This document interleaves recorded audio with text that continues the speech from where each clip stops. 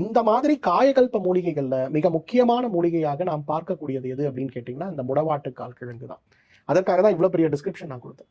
இந்த முடவாட்டுக்கால் கிழங்கை பொறுத்தவரையிலும் மிகப்பெரிய அளவுல உடலுடைய ஆரோக்கியத்தை மேம்படுத்தி, உடலுடைய வர்ம புள்ளிகள்ல இருக்கக்கூடிய சக்தி ஓட்டத்தை சீராக்கி, எலும்புகள், மூட்டுகள், தசைகள், தசைநார்கள் இவற்றுக்கு தேவையான ஜீரண சக்தியை உருவாக்கி, ஒரு திசுவிலிருந்து மற்றொரு திசு உருவாகும் போது உருவாகின்ற முழுமையான திசுவாக அவை மாற்றம் அடைவதற்கும், இந்த திசுக்களிலிருந்து உருவாகக்கூடிய கழிவுகள் முழுமையாக உடலை விட்டு வெளியேறி உடல் ஆரோக்கியமாக இருப்பதற்கும், ஒவ்வொரு வர்ம புள்ளிகளுக்கு தேவையான சக்திகள் சீரமைப்பதற்கும், அதனாலேயே சக்தி ஓட்டங்கள் சீராகி உடலில் இருக்கக்கூடிய தேவையற்ற அந்த தேய்மானங்கள் மாறுவதற்கு உதவி செய்வதற்கும் மிகப்பெரிய அளவில் உதவி செய்கின்ற ஒரு அழகான அருமருந்து எது அப்படின்னா முடவாட்டுக்கால் கிழங்கு.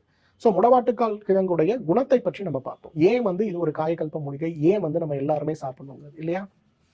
முடவாட்டுக்கால் கிழங்குடைய மருத்துவ குணங்கள் என்ன அப்படிங்கிறத இப்ப பார்ப்போம்.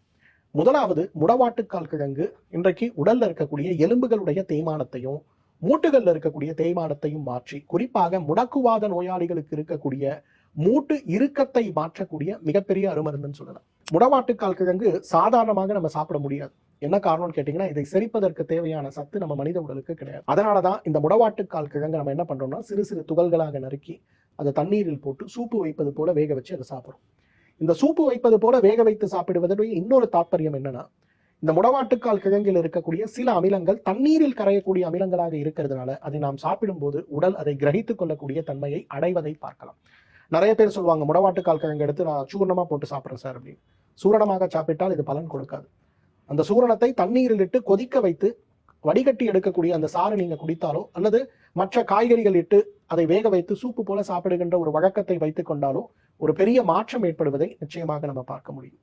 முடவாட்டுக்கால் கிழங்கு முடக்குவாத நோயாளிகளுக்கும், முடக்குவாதமாக இருக்கக்கூடிய வீக்கங்களுக்கும், தேய்மானம் அடைந்து போயிருக்கக்கூடிய மூட்டுகள்ல தேய்மானத்தை குறைப்பதற்கும் மிகப்பெரிய மருந்து, நிரூபிக்கப்பட்ட உண்மை. இரண்டாவது, இந்த முடவாட்டுக்கால் கிழங்குக்கு மேலே பாத்தீங்கன்னா முடி மாதிரி கொஞ்சம் ரோமங்கள் இருக்கிறத பார்க்க முடியும். இதை தண்ணீரில் இட்டு கொதிக்க வைத்த தண்ணீரை கொண்டு நாம் குளிக்கின்ற ஒரு வழக்கத்தை வைத்துக் கொள்ளும் போது தோல் நோய்கள், குறிப்பாக தோல் வறட்சி நோய்கள்னு சொல்லக்கூடிய சோரியாசிஸ் சார்ந்த நோய்கள் மிகப்பெரிய மாற்றத்தை அடைவதை பார்க்கலாம்.